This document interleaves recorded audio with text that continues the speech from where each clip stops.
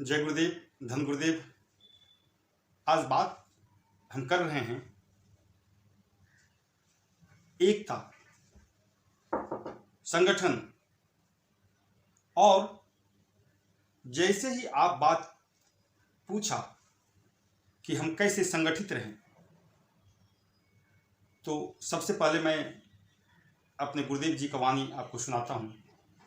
सतगुरु रविदास महाराज जी का वाणी है, सत्य संगत मिल रहिए माधो, सत्य संगत मिल रहिए माधो, जैसे मधुप मखीरा। इन्होंने साफ लफ्जों में, बहुत ही सरल भाषा में आपको समझाने का कोशिश किया है। आप इतनी सरल भाषा गुरुदेव से ही सुन सकते हैं, इतनी आसान जो दिल में उतर जाए। सत्य संगत मिल रही है माधो।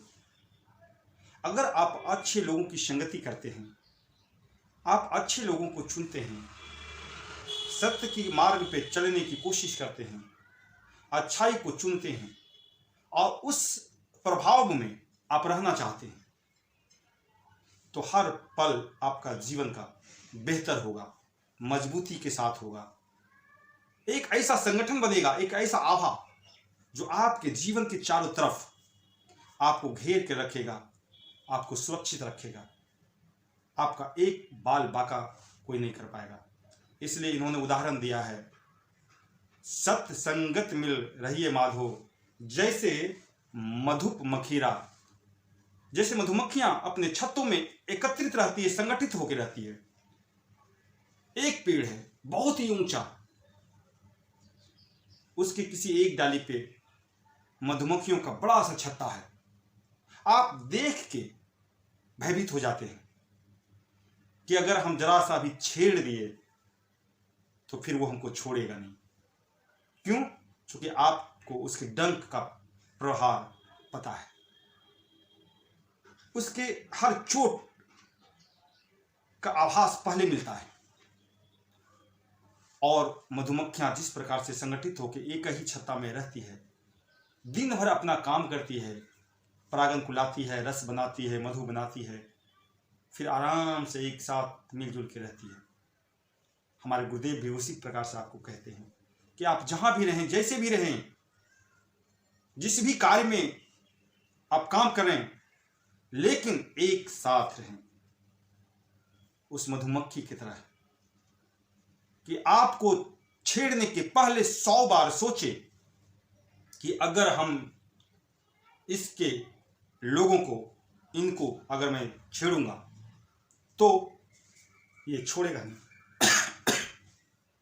इसलिए इतनी सरलता की भाषा हमारे गुरुदेव जी ने कहा है कि सत्य संगत मिल रही है माधो, जैसे मधुप मखीरा। ये जो सरलता है, जो मैं पहले भी बोला हूँ कि इतनी मधुरता है, इतने शब्दों का जो चयन है, एक एक शब्द का जो चयन है गुरुदेव महाराज जी का, ये दिल में उतरने लायक है। और ज्ञान के लिए, आपकी प्रेरणा लेने के लिए एक ऐसा पैकेज है कि जिसको आप सुनते ही आप भर जाएंगे उस प्रभाव से, अंदर से क्रांति होगा और चल पड़ेंगे रविदास जी की ओर, गुरुदेव जी की ओर। इसलिए मैं बार बार कहता हूँ कि संगठन में बहुत ताकत है।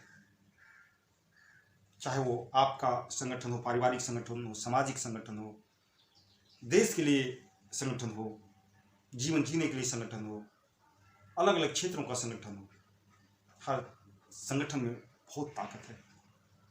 हमारे गुरुदेव महाराज जी आपको उसी संगठन में रहने की बात करते हैं।